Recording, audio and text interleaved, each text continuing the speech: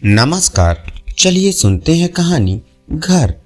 हमारा लड़का निकम्मा है, श्री कपूर अपनी पत्नी से कह रहे थे, लेकिन इसका भी ध्यान रख रहे थे कि लड़का सुन ना ले।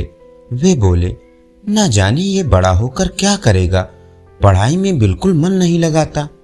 सूरज के पिताजी व्यापारिक यात्रा से लौटे थे और अपने बेटे की स्कूल रिपोर्ट पहली बार देख रहे थे। रिपोर्ट में लिखा था, क्रिकेट में अच्छा, पढ़ाई में कमजोर, कक्षा में मन नहीं लगाता। सूरज की माँ शांत स्वभाव की संजीदा महिला थी। वो कुछ नहीं बोली। सूरज बिना कुछ बोले खिड़की पर खड़ा था। वह बाहर रिमझिम बौछारों को देख रहा था जो उद्यान में फुसफुसाती सी लहरा रही थी। उसकी काली आंखों में गुस्सा भरा था, घनी भवें तनी थी और वो बगावत के मूड में था। उसके पिताजी बोले जा रहे थे, अगर वो अच्छे नतीजे नहीं ला रहा तो उसकी पढ़ाई पर खर्च करने का क्या फायदा। वो घर आता है, 3 लड़कों के बराबर खाता है, पैसे लेता है और फिर दोस्तों के साथ बाहर आवारागर्दी करने चला जाता है। श्री कपूर कुछ देर चुप रहे, ये सोचकर कि सूरज कुछ जवाब देगा और उन्हें फिर उसे डांटने डपटने का कारण मिल जाएगा। लेकिन सूरज को पता था कि उसकी खामोशी से पिताजी को और चिढ़ छूटेगी। वो अक्सर अपने पिताजी को चिढ़ते देख मजे लेता था। श्री कपूर आखिरकार बोले, अब मैं ये बर्दाश्त नहीं करूंगा। अगर बेटा तुम नहीं सुधरते तो घर से निकल जाओ। इस तरह सूरज से सीधे यह बात कहकर वो गुस्से में कमरे से बाहर निकल गए। सूरज कुछ देर खिड़की पर खड़ा रहा, फिर मुख्य दरवाजा खोलकर बाहर बारिश में निकल गया और दरवाजा जोर से बंद कर दिया। उसकी माँ का उसे पुकारने का मन हुआ, लेकिन वह चुप रही और मुड़कर रसोई में चली गई। रिमझिम बारिश में खड़े हुए सूरज ने मुड़कर घर की ओर देखा। मैं उनके बिना रह सकता हूँ। अगर वो चाहते हैं कि मैं घर लौटूं, तो वे इसके लिए मुझे आकर मनाएं। उसने हाथ अपनी जेब में डाले और सड़क पर चल पड़ा। उसे आज़ादी का एहसास हो रहा था। उसकी अंगुलियां एक परिचित करारी चीज को छुआ। ये 5 रुपए का नोट था। उसके पास बस इतने ही पैसे थे। उसने नोट को कसकर पकड़ लिया। वो इस पैसे से सिनेमा देखना चाहता था, लेकिन अब उसे कुछ ज्यादा जरूरी काम करने थे। उसे पक्का नहीं पता था कि ये जरूरी काम क्या होंगे, लेकिन उस वक्त वह गुस्से में था और उसका दिमाग व्यवहारिक रूप से नहीं सोच रहा था। वो बारिश से बेखबर मैदान में पहुंच गया। जब वो मैदान में पहुंचा तो सूरज निकल आया।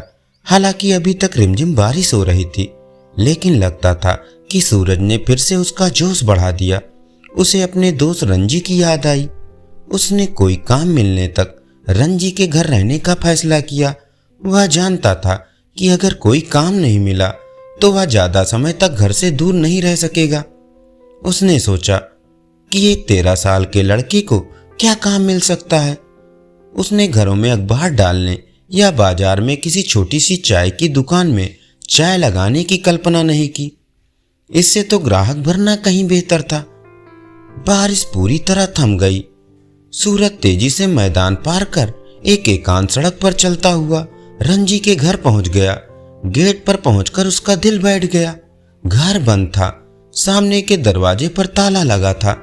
सूरज ने घर के 3 चक्कर लगाए, लेकिन उसे कोई दरवाजा या खिड़की खुली नहीं मिली। उसने सोचा कि शायद परिवार सुबह कहीं गया होगा, पिकनिक पर या जन्मदिन मनाने। दोपहर के खाने के लिए तो वापस आ ही जाएगा। उसका उत्साह फिर बढ़ने लगा। वह बाजार की तरफ सड़क पर लापरवाही से घूमने लगा। सूरज को बाजार बहुत अच्छा लगा। वहाँ अनेक तरह की ढेर सारी चीजें, बाजार की खुशबू और रंग के साथ साथ लाउड स्पीकर पर बजता संगीत उसे बहुत पसंद आया। धीरे धीरे चलता हुआ वो एक चाय पकौड़े की दुकान पर पहुंचा। दुकान के भीतर से आ रही भूख बढ़ा देने वाली खुशबू से वह ललचा गया, लेकिन उसने फैसला किया कि वो खाना रंजी के घर खाएगा और पैसे को किसी और चीज पर खर्च करेगा। वो खिलौनों की दुकान पर ग्लास केस में रखे बड़े पीले रंग के यो के पाने की लालच को रोक ना पाया। यह विभिन्न रंगों के कांच के टुकड़ों से बना था और सूरज की रोशनी में जगमगा रहा था। सूरज ने पूछा, कितने का है? दुकानदार ने कहा, 2 रुपए का, लेकिन तुम्हारे जैसे नियमित ग्राहक को मैं 1 रुपए में ही दे दूंगा। सूरज ने सोचा ये जरूर पुराना होगा, फिर भी उसने 1 रुपए में वो योयो खरीद लिया। उसने उसी वक्त उसे चलाना शुरू कर दिया। वो बाजार में योयो को अपनी तर्जनी उंगली से ऊपर नीचे झुलाता चला जा रहा था। जेब में रखे बाकी 4 नोटों पर उंगलियां फेरते हुए उसे प्यास लगी। नल के पानी फेनिल पे से नहीं बल्कि वनीला मिल्क शेक से उसकी प्यास बुझनी थी। उसने एक टेबल पर एक्स्ट्रा से मिल्क शेक पिया। उसकी नजर दीवार घड़ी पर गई। करीब 1 बज रहा था। अब तक रंजी और उसका परिवार लौट आया होगा। सूरज कुर्सी से सरका और उस ड्रिंक का पैसा दिया। अब उसके पास 2 रुपए बचे थे। वो मटर गश्ती करता हुआ बाजार की सड़क पर चला। उसके साथ चलने वाले योयो की आवाज उसे बड़ी तसल्ली दे रही थी। रंजी का घर अब भी बंद था। इसकी सूरज को उम्मीद नहीं थी।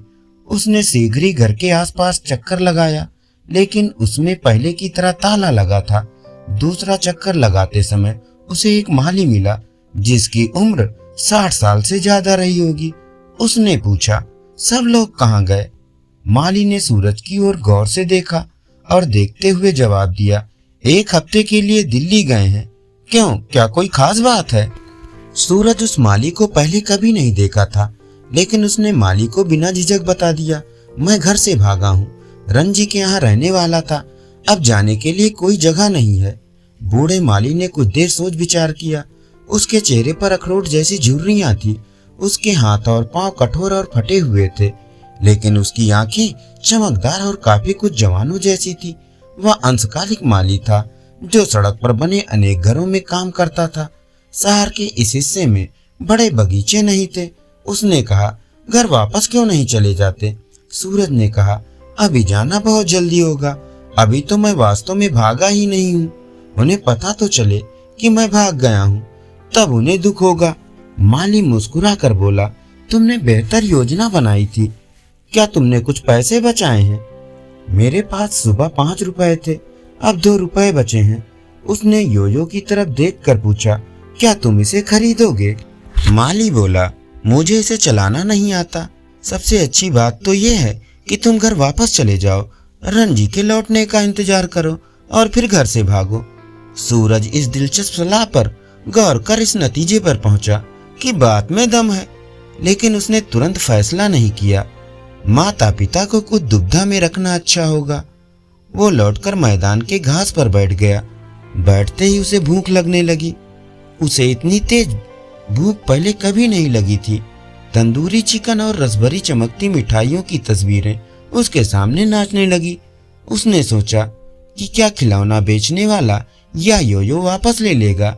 शायद आधी कीमत में ले ले, लेकिन उसे जितने खाने की जरूरत थी उतना ही योयो से लगाव भी।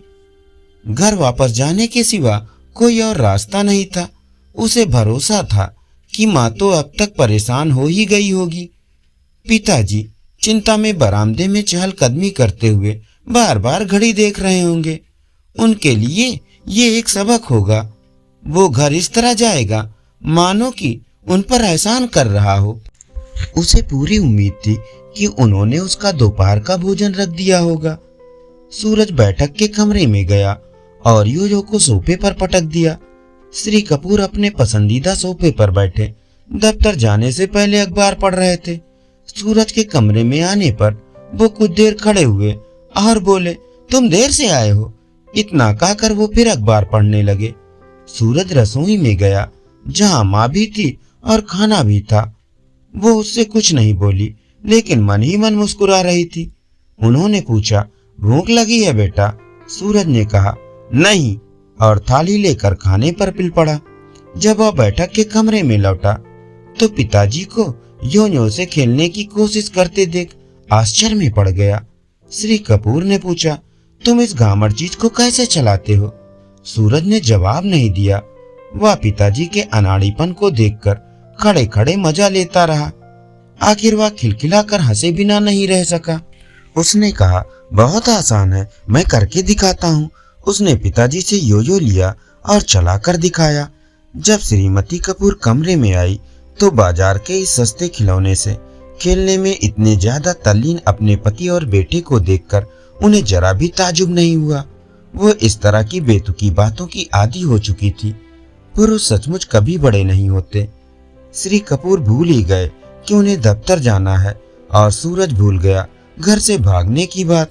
वे दोनों सुबह की कटता भूल गए थे। धन्यवाद। अभी आप सुन रहे थे कहानी घर।